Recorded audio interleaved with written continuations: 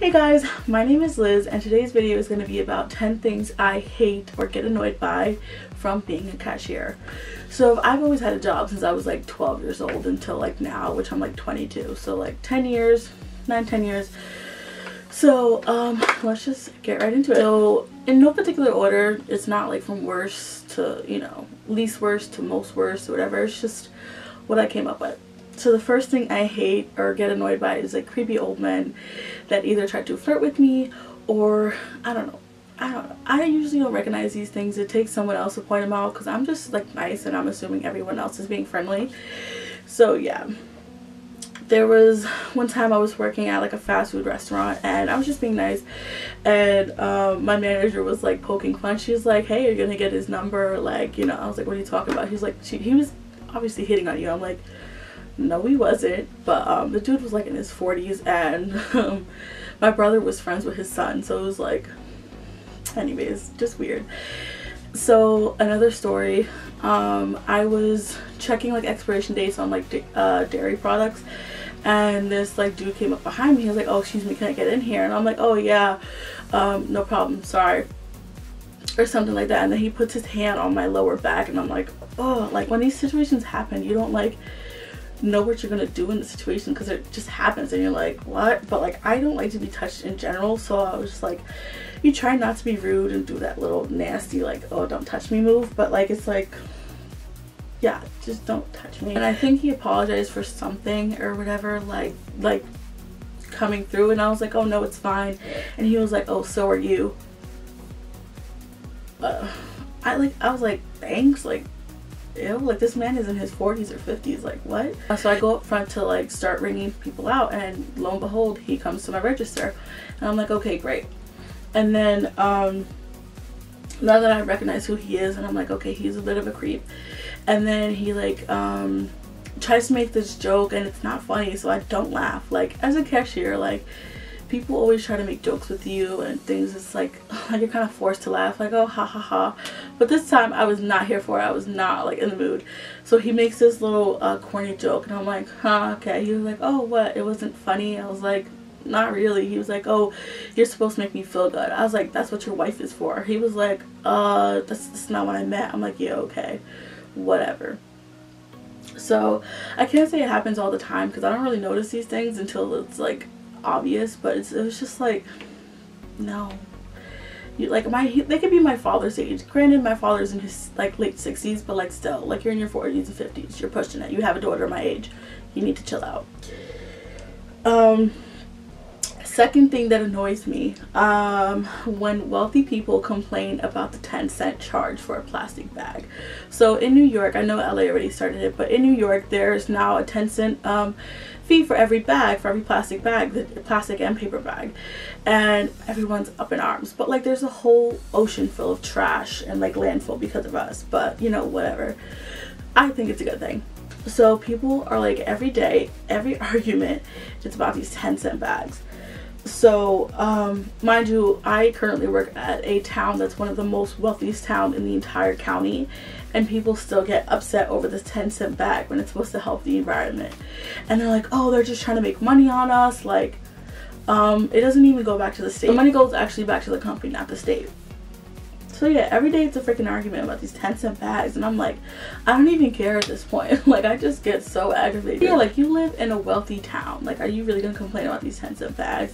And second of all, it's just like, it's supposed to deter people from using plastic bags, and it does. So like every time I'm like, oh, do you want to buy a plastic bag? They're like, oh, well, I have to now or else I'm gonna juggle it out the store. Like, oh, like all huffy and puffy. Like, relax.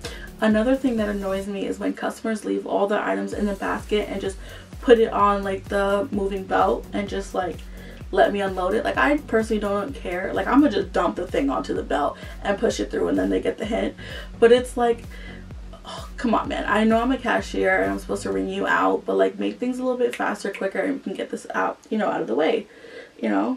Faster you unload your cart, the faster I can push them through and bag them. The fourth thing that annoys me, which coincides with the last one, is when customers refuse to bag their own groceries. Again, with this is just more of, I don't care about bagging your groceries, but let this go as fast, as quick as possible. There's 3 people behind you, you know, let's get this moving. So basically, I had a coworker check out another customer, and she was having other people on her line, and she asked the customer, hey, can you start bagging your groceries? And she was like, well, that's what you're for. Excuse me, ma'am, let's just make this quick as possible so I don't have to see your face anymore. And that's just rude. Like, technically, no, we have baggers that, you know, bag your groceries. Yes, I'm a cashier and I help bag your groceries, but that's not what I'm standing here for. Like, obviously, you can bag your groceries as well while I'm bagging your groceries. Yeah, like, that's another thing that annoys me, is when, like, customers just stand there, watch you, like, cash out their entire $300, $200 order and just sit there and watch you bag their groceries when there's other people on the line, and you could make this much quicker, you know.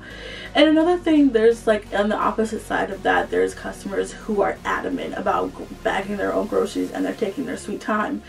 And I'm just like, one, I know how to bag. I'm OCD and I know how to get the most groceries into that one bag as possible and as quick as possible. But if you want to bag your own groceries, that's fine. But when I have a line of 2 and 3 other people, no ma'am, like, we gotta get this going, okay? Moving on to number 5, it's when customers try and get away with, like, minute things. Like, one prime example, so I tell customers, okay, the bag is 10 cents, and then they're like, okay, I don't want it. Then they wait until you check them out, and then they're on their way there and they try to grab one of your bags in your, like, area, like it's behind the counter, and they try to go and grab the bag and then leave with, like, without paying for it. And then this is when I get petty, because sometimes I don't care to charge someone for 10 cents. Like, it's a bag, I really don't care sometimes. When you try to go out of your way to, like, one up me, that's when I'm gonna be petty. And like, okay, you want the bag, it's 10 cents. It's just certain things get me heated, and it's just like, people trying to get away with things is one of them. Okay, moving on to number 6. Just in general, rude customers do piss me off, but, like, especially customers who are rude and they know they can get away with it because, 1, you're being paid to be here, and 2, you have to be nice. And the whole saying, customer is always right, wrong. I will tell the customer when they're wrong. Like, no, don't try me. So just rude customers in general, which I'll go into other things that, like, specific things, but, like, when people, like, catch attitudes with me or just are snippety about, like, minute things, it's just like, you know, I can't say that much back to you, but then they're shocked when you do, like, catch an attitude because they catch an attitude with you. Like, okay, this is just bad customer service all around, but, like, you're not gonna be sitting there being rude to me and not me saying anything. Moving on to number 7. Shout out to all my parents out there with the screaming, crying children in the, like, aisles. Like, I'm not mad at you, you know, it's fine. But one thing is, you gotta tell your children no, okay? One thing that irritates me is when parents cannot say no to their own children when they're going through the aisles and crying and grabbing everything and throwing it into the cart, and they get to us and check out and start pushing everything like, hey, can you put this away? I don't want it. My kid just threw it in there. Like, okay, that's fine. I don't care. I'll slick it to the side. But, like, you know, learn to say no to your children. Like, you can't be your best friend to your child. Like, set boundaries. Now, I understand parents can't always leave their children in the car or go somewhere else while they're running groceries. But at the same time, like, you have to start setting boundaries for your children, you know, so you don't get to this point where you can't say no to them. I'm not a parent, but if I was, that would be one of the things, you know. My kids will know already. You're not about to start screaming and crying to get attention. Moving on to number 8, entitled customers. So one example of the best example I can give is when, say, a customer comes in and they try to return a product. Okay, no problem. Do you have your receipt? No, I don't have my receipt. Do you have the card you paid with? Or do you have your ID? Or, you know, things that we need in order to refund this thing. And they're like, well, no, I don't have the original card that I paid with. Or, you know, can I just get cash? Like, okay, first of all, us as cashiers, we're going to try our best to, you know, make the customer happy. So we're going to be like, okay, you don't have your receipt? That's fine. We're going to put it on store credit. And then they get upset because they don't have the receipt and they want their cash and they want their money back on their card, but they don't have the receipt, and then they start yelling and they call for the manager. Ma'am or sir, the manager is going to tell you the exact same thing I just told you, and then they leave the store all upset. Like, If you don't have a receipt, we cannot give you cash for the item, because one, you could be returning that item from a completely different store, or you could stolen that item and try to return it and then get cash for it. No, that's why we ask for your receipt. And if you don't have your receipt, we ask for your ID, and then we'll give it to you on store credit. Number 9, customers getting upset at cashiers for these set prices that we didn't pick. Okay, we are just cashing you out. Any prices that are in the store or anything on sale, we have nothing to do with. Some managers set those prices. Okay, if you want to complain because the bread is $6.99, granted, I'm just throwing out a number and that is way overpriced. I don't pick those prices. My manager does. My manager does. So like, argue with him or her. Moving on to the last and final one, number 10, employers not caring about their safety for their employees. Now, I had 2 separate occasions at 2 different job locations where my manager could have cared less about my safety. Now, I live in New York where there's snowstorms and blizzards and you know, my little Honda that I drive will not get me over 2 inches of snow. So there was an instance where I was already at work and it was getting to be like 9 o'clock, and I was telling my manager like, hey, I have to leave soon because my car won't make it out in the snow. Like I'll get into an accident.